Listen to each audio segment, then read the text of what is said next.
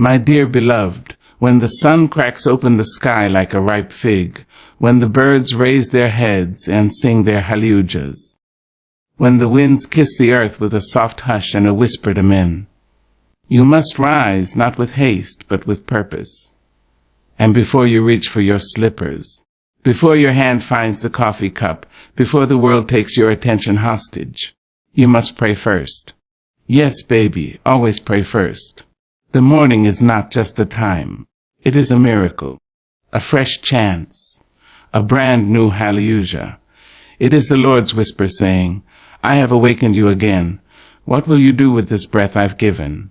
And too many times, we rise with our minds already running, already chasing, already worrying, already burdened. But I say to you, my darling, do not let your feet find the floor before your soul finds its Father. There is a power in the stillness before the world wakes, a hush that holds heaven's ear wide open. In that sacred moment, when your eyes first blink against the breaking light, you have a choice. You can either lean into the noise or lean into the divine. I beg you, choose the divine. Always pray first, not second. Not after scrolling through news headlines or reading someone else's opinion of the world. Not after your mind is already entangled in the snares of the day. No, child. Let prayer be the gatekeeper of your morning. Let it be the oil that anoints your thoughts before they go wandering off into worry. Let it be the flame that burns off fear, and the rain that waters your peace. You see, prayer is not a ritual. It is a relationship. It is not the clanging of fancy words, but the cry of a heart hungry for God. It doesn't need to be eloquent. It needs to be honest. God isn't looking for your grammar. He's looking for your groan. He hears the language of your tears better than the language of your tongue. When you pray first, you are telling the universe where your allegiance lies. You're saying, before I speak to man, I'll speak to God. Before I act, I will anchor. Before I step out, I will stand still in the presence of the Almighty. And that changes everything. Oh, how it changes everything. There is a great dignity in morning prayer, a power that cannot be purchased and cannot be pretended. You clothe your soul in divine armor before the arrows fly. You gird your mind in truth before the lies arrive. You walk into the day like royalty, not because of your status, but because of your source. I have seen what it does to a person who prays first. Their spirit moves with grace, not haste. Their words bless instead of bite. Their eyes see more than what's in front of them. They see what's beyond, what's eternal, what's holy. They don't react to the world's fire. They carry heaven's water. And they pour it out on every flame that tries to consume them. Now listen. I know the temptation to run into your day with the urgency of to-do lists and deadlines. I know the pull of the clock, the phone, the kitchen, the schedule. But none of that is more urgent than your soul's alignment with its Creator. What does it profit a person to be productive but spiritually poor? What good is a full schedule and an empty spirit? Even 5 minutes, beloved, even 3, can turn chaos into calm. Even one whispered, Lord be with me, can set angels on assignment and shift the atmosphere around you. Don't despise small beginnings. Don't wait for perfect words or perfect time. Just begin. Just open your heart like a window and let God's light pour in. And what will happen when you do? You'll find that burdens feel lighter. That decisions seem clearer. That peace comes faster and lasts longer. You will notice that the small things don't shake you the way they used to.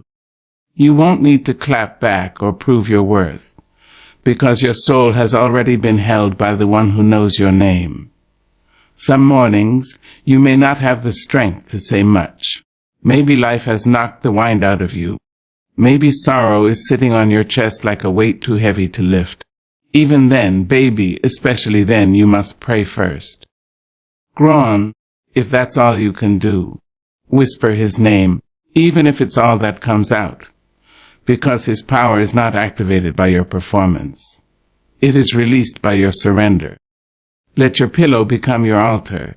Let your breath become your prayer. Let your tears become your incense. And let the morning sky hear your voice before it hears any other. For in that sacred act, when you choose God first, you are choosing to begin in victory. You are walking into your day with the King of Kings. You are choosing not to face the battles alone. You are aligning your mind, your motives, your minutes with the eternal plan of heaven. The world will come rushing in soon enough. The children will call.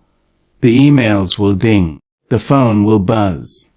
The demands will rise. But for one moment before all that begins, you must choose to bow. Bow not in defeat, but in reverence. Bow to the one who holds your day in his hands.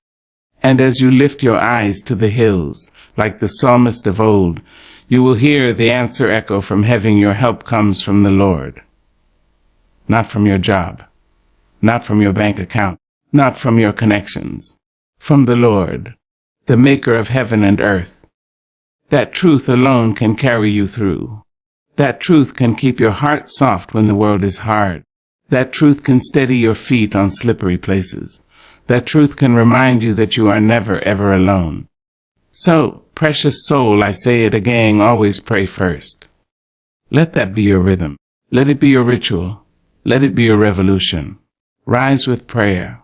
Walk with prayer. End with prayer. And watch how the morning opens like a rose touched by dew, fragrant with the presence of God.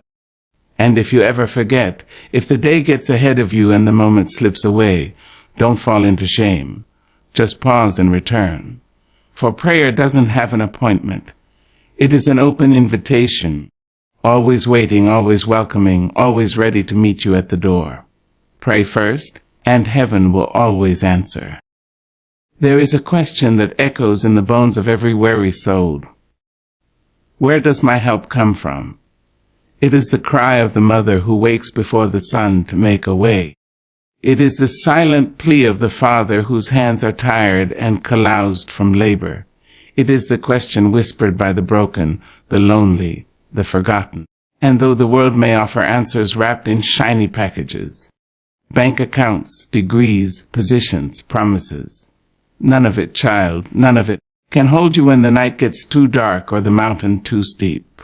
So the psalmist lifts his eyes, not downward in despair, not inward in pride, but upward to the hills. There, etched against the skyline, is the answer bold and true.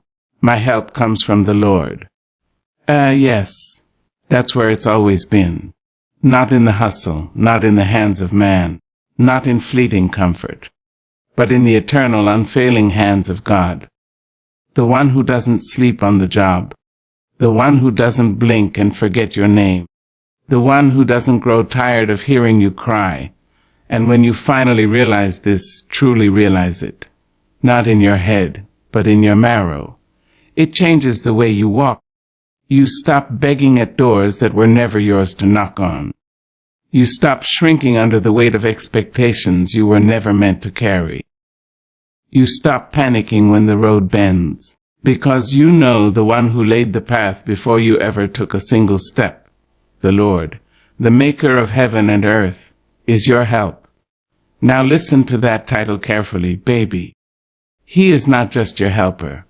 He is the maker of heaven and earth. That means the sky that sings above you, the trees that clap their hands in the wind, the oceans that thunder with praise. They were all formed by Him. And if He can hold the stars in place, surely He can hold you. If He can command the sea to stop at the shore, surely He can command peace over your troubled mind. If He can raise up mountains from the dust, surely He can raise you from your pain. Let that sink deep now. Let it press into the corners of your doubt. Your help comes from the Lord, not from luck, not from coincidence, not from people who pat you on the back today and forget your name tomorrow. Your help doesn't clock in late or check out early. It doesn't run dry or break down or fail in the midnight hour. The help of God is constant, steady, unshakable. It is like a well that never runs out, like a rock that never moves, like a fire that never dies. And this help, This divine, holy, strong help. It doesn't always look the way you expect. Sometimes it comes as silence when you're praying for sound. Sometimes it comes as a no when you were begging for a yes. Sometimes it comes wrapped in disappointment that, with time, becomes deliverance. Because God's help is not about your comfort, it is about your calling. He helps you grow. He helps you stand. He helps you see what you could not see before. He opens doors no man can shut and shuts doors that would have destroyed you. He protects you from things you never even knew were coming. He holds you when you cry yourself to sleep and sings over you when the world gets too loud. That's the kind of help you have. And when you understand this, your heart can rest even when the storm rages. You can lift your eyes when everything around you is telling you to hang your head. You can stand tall when the weight of life wants you to crawl. Let me tell you, child, there have been nights I cried into my pillow asking, God, where is the help you promised? And I didn't get lightning. I didn't get thunder. I didn't get a booming voice from the clouds. I got breath. I got strength to get up. I got a little more grace to carry on, and that was help enough. Sometimes God's help is not loud. It's faithful. It's the breath in your lungs, the food on your table, the stranger who smiles at you just when you were feeling invisible, the verse that finds you when you weren't even looking, the peace that doesn't make sense, the courage to try again. Now let me speak to the one who's been depending on everything but God. The one who's been putting trust in people who don't even know how to trust themselves. The one who's been waiting for approval, for applause, for affirmation from the world. Let go. Lift your eyes. There is a greater source waiting to be your supply. A wellspring that never dries up. A refuge that cannot be shaken. You don't have to hustle for what heaven already promised. You don't have to prove yourself to receive what's already been prepared. Lift your eyes. Let your soul rise above the fog of fear and the clouds of confusion. Let your heart dare to believe that God's help is more than enough, that He is not just nearby. He is involved. He is invested. He is intimately aware of your every need. Your help comes from the Lord. Say it again until you believe it. Say it until it silences the voices of fear. Say it until your spirit stops shaking. Say it until the tears dry and the peace comes rushing in, because when you know where your help comes from, nothing can shake you. Not bad news, not betrayal, not the loss, not the waiting. You are anchored. So the next time life presses on your chest and asks you, what are you going to do now? You lift your chin, smile with holy confidence, and say, I'm going to lift my eyes because my help comes from the Lord. And baby, when help like that is on your side, you have no reason to fear, no reason to doubt, no reason to give up. Your help is not coming. It's already here. He will not let your foot slip. He who watches over you will not slumber.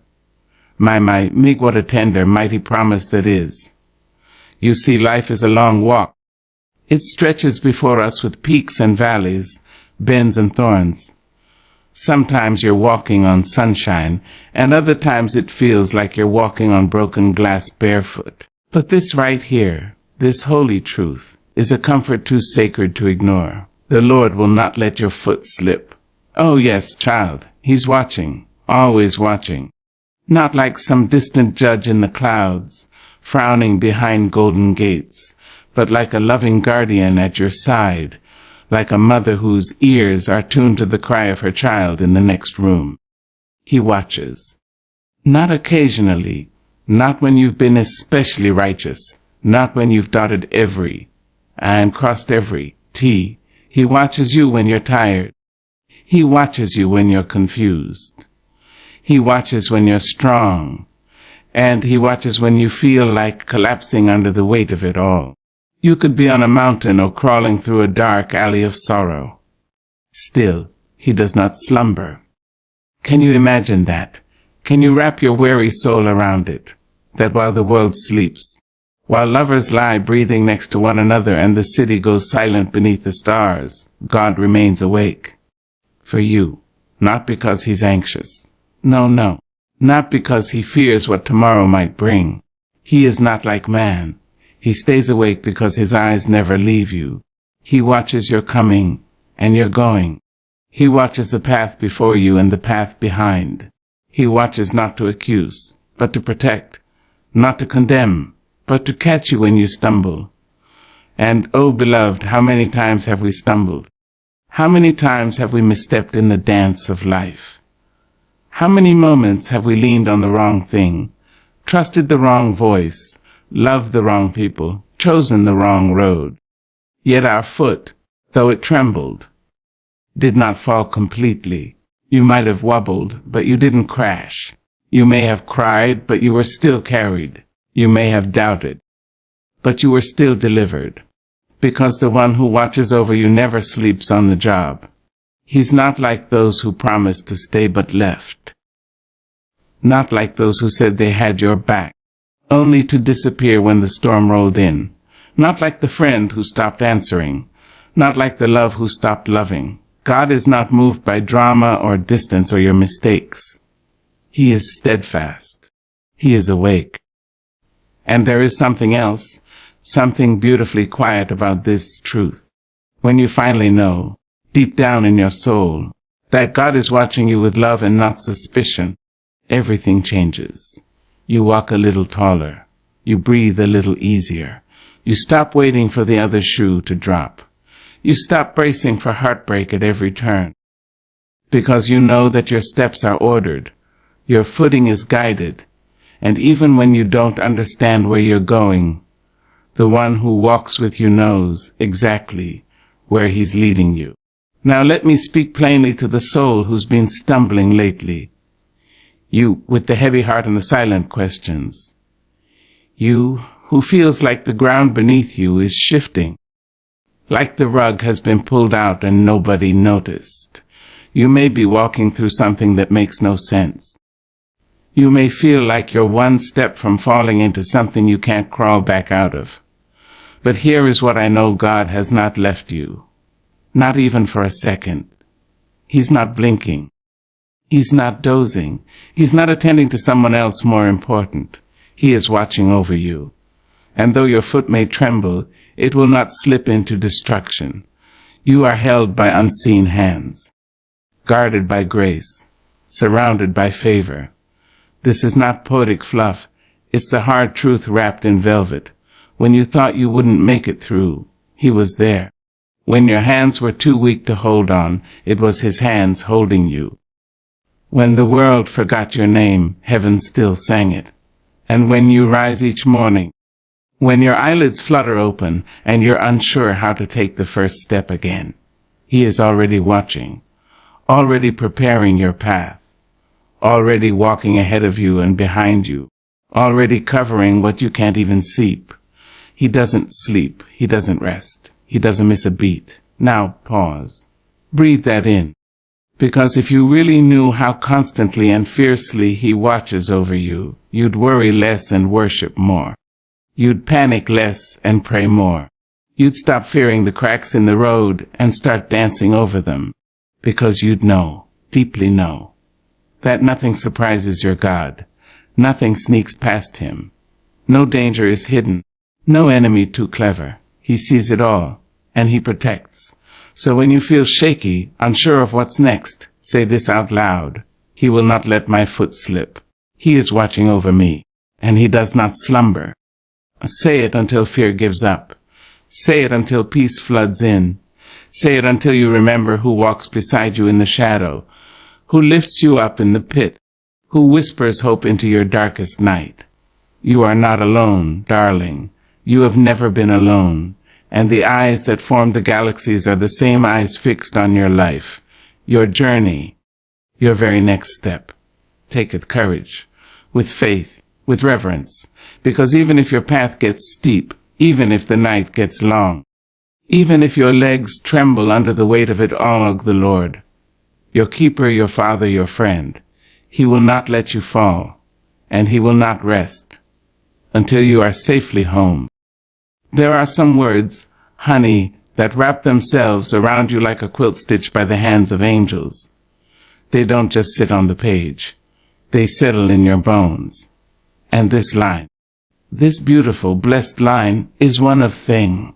The Lord is your shade at your right hand. The sun will not harm you by day, nor the moon by night. Now, don't read that too fast. Don't skip past it like it's just another verse, because it is not simply poetry. It is a promise. And oh, what a promise it is. Life can be hot, child. Not just hot like a July sun, but hot like pressure. Hot like expectation. Hot like anxiety breathing down your neck. Some days you wake up and the heat hits you before your feet even touch the ground. The weight of everything you're carrying, the deadlines, the bills, the heartbreak, the invisible burdens no one sees, burns you from the inside out.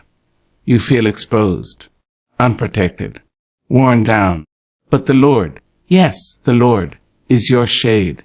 Now what is shade but a mercy in the heat, a cool breath when everything around you is sweltering? Shade doesn't remove the sun. It just protects you from its harm. That's what God does.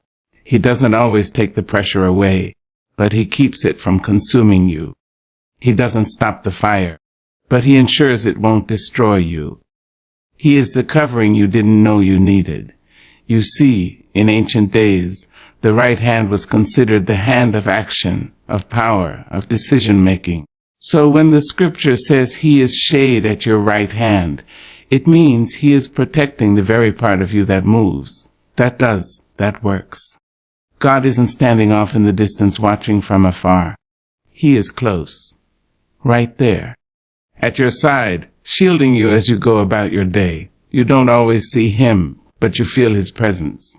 In the way you hold on when you should have broken down. In the way you find words of grace when anger was ready to speak. In the way your peace remains intact, even when chaos comes knocking. That's God being your shade. When the heat rises, when criticism scorches, when grief blisters, when confusion feels like a sunburn on your soul. He is the hand stretched over you. He doesn't block the light of your journey. He blocks the harm. He lets you shine without letting the fire singe your purpose. And then there's this part. The sun will not harm you by day, nor the moon by night. Now that right there is something holy, because too many of us think danger only comes when it's loud and obvious, when it's daytime, when the world can see it coming. But the moon carries a different kind of danger, a quiet danger, a nighttime sorrow. It is the fear that creeps in the dark, the regrets that whisper, the shadows that stretch longer in the silence. The moon brings the loneliness of the 2 a.m. tears, the H that won't be posted, the battles fought in the mind while the world sleeps. But the Word says, even then, He covers you. He protects you not just from what the world sees, but from what the world can't see. He guards you in the light of your labor and in the darkness of your despair. He shields your steps in the bright hours of action and the still hours of longing. Whether it's day or night, sunshine or shadow, God is God. He is unchanging, and so is His protection. Now I know someone out there is thinking, but if He's protecting me, why do I still feel pain? But child, protection does not mean a pain-free life. It means the pain won't be pointless. It won't be permanent. And it surely won't be your end. God's shade is not about stopping every tear. It's about making sure the tears don't wash away your joy. God's protection is not a bubble that keeps you untouched. It's a covering that keeps you unshaken. There are things you survived that should have taken you out. I know it.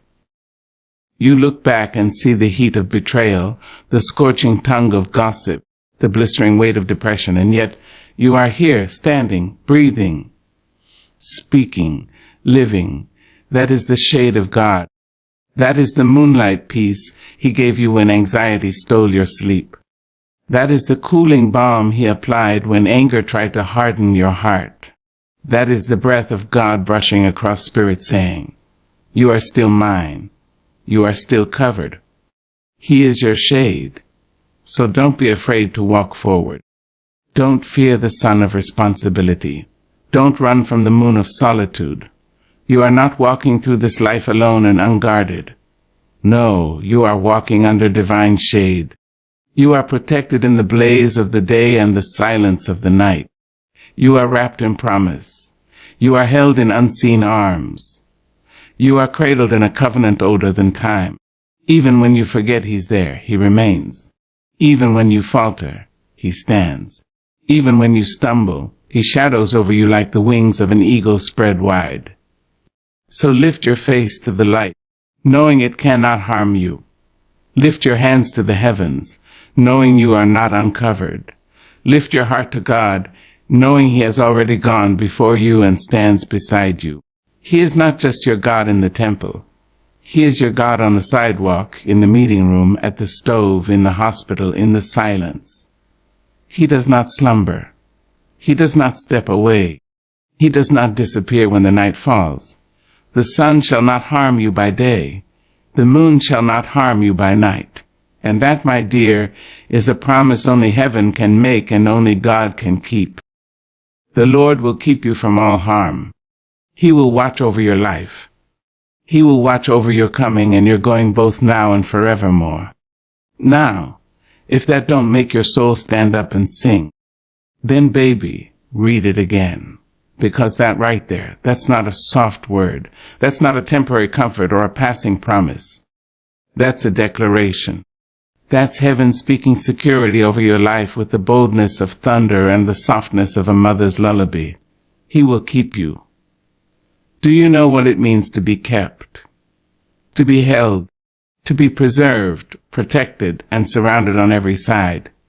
Not just on the good days when you're smiling and dressed just right, when your prayers are eloquent and your praise is strong.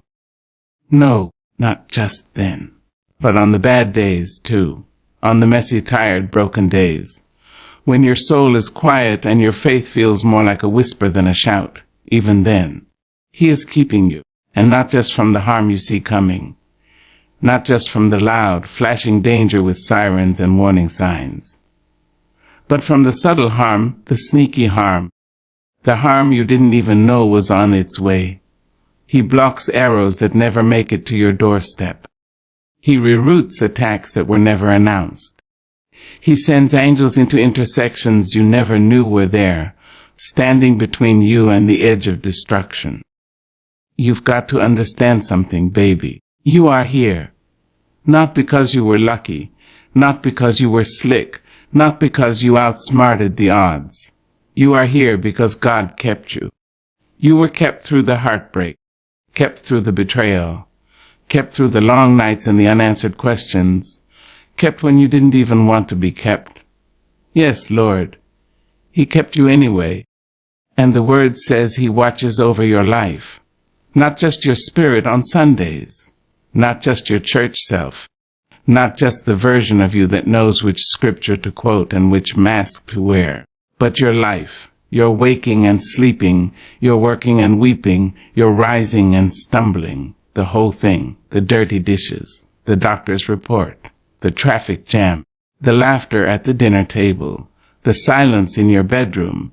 He is watching over all of it, and not as a spectator, not as a judge from the bleachers, but as a keeper, a shepherd, a father who knows every hair on your head and every thought in your heart. A redeemer who sees the cracks in your soul and calls them beautiful anyway. A provider who supplies strength when you've spent all your own. He watches over your life with intention. You don't have to beg for His attention. You don't have to perform for His love. He's already watching. Tenderly, constantly, fully. Watching when you take the wrong turn and when you find your way back. Watching when the tears fall and when the laughter returns. Watching when you forget to pray and when you fall to your knees with nothing left to say. And this part, child, this part will bless your bones. He watches your coming and your going. Oh yes, every entrance and every exit, every hello and every goodbye, every beginning and every ending, every door you open and every one that slams in your face. He is watching. When you step into new seasons with trembling hands, He's there. When you walk out of places that no longer serve you, He's there. When you move forward and when you turn back, when you run and when you crawl, He is still there. You are never beyond His gaze, never outside His reach, never lost to His eyes. And don't you miss this last part now, both now and forevermore, because this is not a temporary arrangement. This is not some short-term contract that expires when the days get too dark or the years get too long. No, beloved, this is eternal, infinite, irrevocable. This is forever kind of love, forever kind of faithfulness, forever kind of covering. It means when you're young and trying to figure life out, He's watching. When you're older and feeling tired in your bones, He's watching. When the calendar flips and the years stack high, when the memories fade and your body grows weary, He is still watching, still keeping, still loving. His care for you doesn't wear out, doesn't grow thin, doesn't get distracted. And even when your final breath leaves your lungs, even when this life gives way to the next, His watch does not end. His love does not dim. He will carry you from this world to the next with the same tenderness that held you on your very first morning, because that's the kind of God He is. So when fear comes knocking, don't answer. When anxiety rises like a flood, stand still. When questions swirl and doubts shout, remember this promise. You are kept. Kept in your going out and your coming in. Kept in your laughing and your crying. Kept in your building and in your breaking. Kept in your confusion and your clarity. Kept when the crowd surrounds you and when you're all by yourself. You are not kept by your own strength.